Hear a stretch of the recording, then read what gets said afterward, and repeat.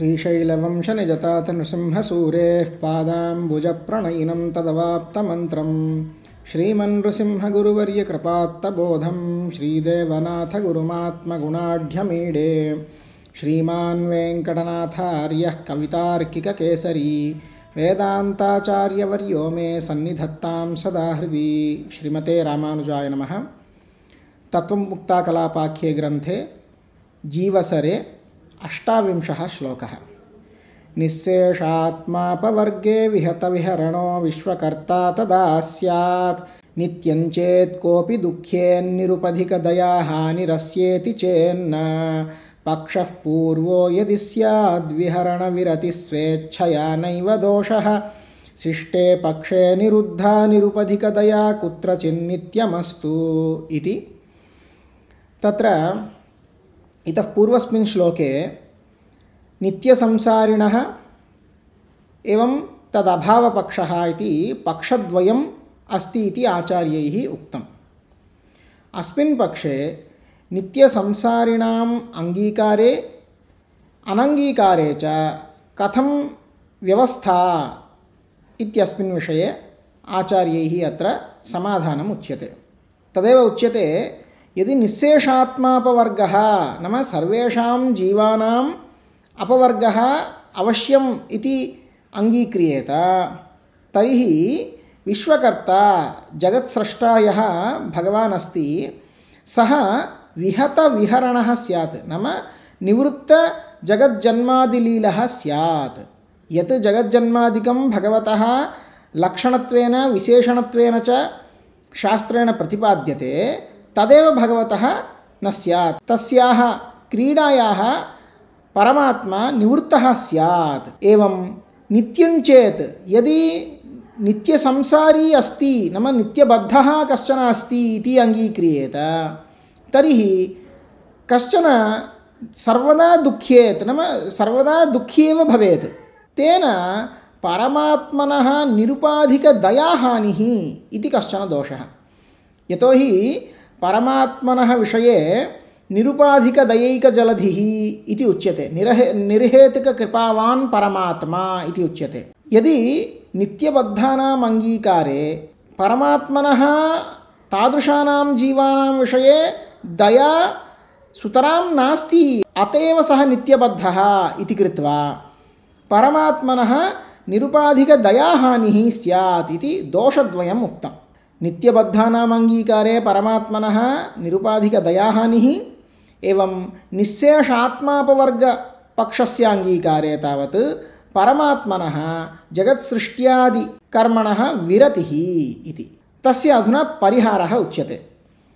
पक्षः पूर्वो यदि स्यात् यदि प्रथमः पक्षः अङ्गीक्रियेत नाम निःशेषात्मापवर्गपक्षः यदि अङ्गीक्रियेत तर्हि भवतु परमात्मनः यः दोषत्वेन भवता प्रदर्शितः विरतविहरणः तद् भवतु स्वेच्छया।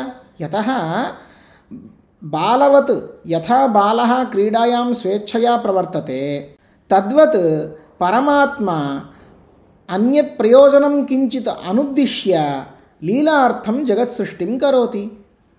एवं स्वतः एव तादृशायाः लीलायाः निवर्तते अतः न कश्चन दोषः। तदेव उच्यते विहरणविरतिः नाम क्रीडायाः निवृत्तिः स्वेच्छया नैव दोषः। परमात्मा यतः स्वेच्छया निवर्तते लीलायाः अतः न दोषाय।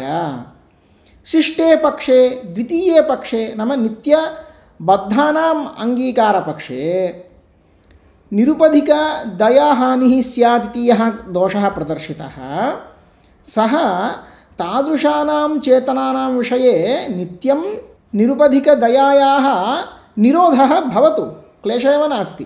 कथम् इति चेत् ये जीवाः परमात्मनः शासनम् उल्लङ्घ्य प्रवर्तन्ते तादृशानां विषये निरुपाधिकदयायाः निरोधः न दोषाय। नो चेत् व्यवस्थां विना सर्वेषां जीवानां मुक्तिः स्यात्। अतः पक्षद्वय अङ्गीकारेपि न कश्चन दोषः इति ఆచార్యైః ఉచ్యతే. తత్వముక్తాకలాపం అనే గ్రంథంలో జీవసరంలో 28వ శ్లోకం. నిశ్శేషాత్మాపవర్గే విహత విహరణో విశ్వకర్తా తదా స్యాత్ నిత్యం చేత్ కోపి దుఃఖేన్నిరుపధికతయా హానిరస్యేతి చేన్న పక్షః పూర్వో యది స్యాద్ విహరణ విరతి స్వేచ్ఛయా నైవ దోషః శిష్టే పక్షే నిరుద్ధా నిరుపధికతయా కుత్రచిన్నిత్యమస్తు. ఇంతకుముందు శ్లోకంలో నిత్య సంసారులు ఉంటారు అని చెప్పే ఒక పక్షం, అలాగే ఈ చేతనలందరూ కూడా అందరికీ అపవర్గం సిద్ధిస్తుంది అనే 2 పక్షములు ఉన్నాయి అని చెప్పి ఆ 2 పక్షాల్లో దోషాలను చూపిస్తున్నారు. దోషాలను చూపించి ఆ రెండింటిని సమాధానపరుస్తున్నారు ఈ శ్లోకంలో. నిశ్శేషాత్మాపవర్గే విహత విహరణ విశ్వకర్త తదా స్యాత్. ఒకవేళ ఈ చేతనులందరికీ మోక్షం అని అంగీకరిస్తే, ఈ జీవులందరికీ మోక్షం సిద్ధించిన తర్వాత ఈ విశ్వకర్త అంటే జగత్ సృష్టికర్త ఎవరైతే పరమాత్మ ఉన్నారో ఆయన విహత విహరణ, విహరణం అంటే లీల, ఈ జగత్ సృష్టి అనే లీల ఏదైతే ఉందో ఆ లీల నుంచి తప్పుకున్నవాడవుతాడు. అంటే జగత్ సృష్టి అనే కార్యం లేనివాడవుతాడు పరమాత్మ. ఏ జగజ్జన్మాది లీల అయితే పరమాత్మకి ఉపలక్షణంగా అలాగే విశేషణంగా కూడా చెప్పబడుతున్నదో శాస్త్రం చేత, అలాంటి సృష్టి అనే కార్యం లేనివాడవుతాడు పరమాత్మ. లేదు నిత్యబద్ధులు ఉంటారు అంటే నిత్య సంసారులు ఉంటారు అని అంగీకరిస్తే అప్పుడు పరమాత్మ యొక్క నిర్హేతుక దయాహాని అంటే పరమాత్మకి నిర్హేతుక కృప అన్నది లేదు అనే దోషం వస్తుంది. ఎందుకంటే ముక్తికి పరమ కారణం ఏంటి? పరమాత్మ యొక్క అనుగ్రహం. అలాంటి నిర్హేతుకమైన పరమాత్మ అనుగ్రహం లేనందువల్లే చాలామంది చేతనులు ఇలా నిత్యం బద్ధులుగా ఉంటున్నారు, సంసారులుగా ఉంటున్నారు.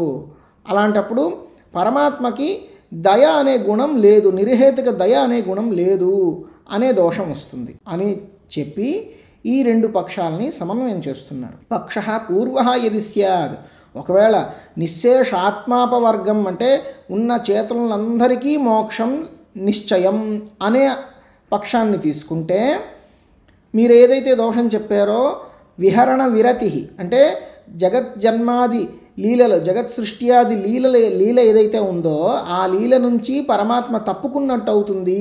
ఇంకా సృష్టి చేయడానికి చేతనులు అనేవాడు లేకపోతే, ఈ సృష్టి చేయడానికి ఎవరూ లేకపోతే ఇంకా సృష్టి స్థితి లయం అనే క్రీడ ఉండదు పరమాత్మకి అని ఏదైతే దోషం చెప్పారో అది దోషం కాదు.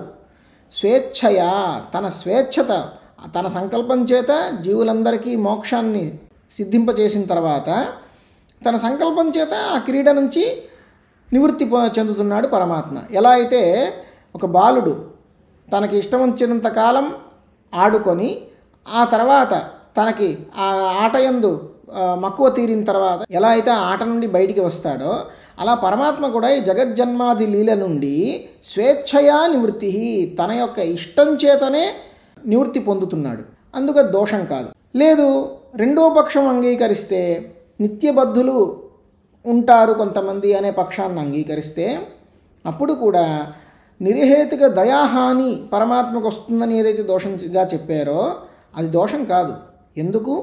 ఎవరైతే నిత్యబద్ధులో వాళ్ళు పరమాత్మ యొక్క శాసనాన్ని ఉల్లంఘించడం వల్ల వాళ్ళ యందు పరమాత్మకి నిర్హేతుక దయ లేదు, అందువల్ల అది దోషం కాదు.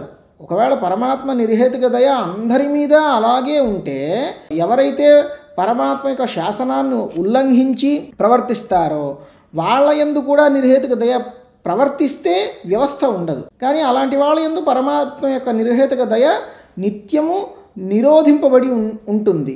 దానివల్ల తప్పేం లేదే.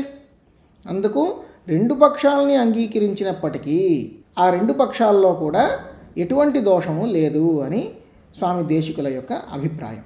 కవితార్కిక సింహాయ కళ్యాణ గుణశాలినే శ్రీమతే వెంకటేశాయ వేదాంత గురవే నమః. శ్రీమతే రామానుజాయ నమః.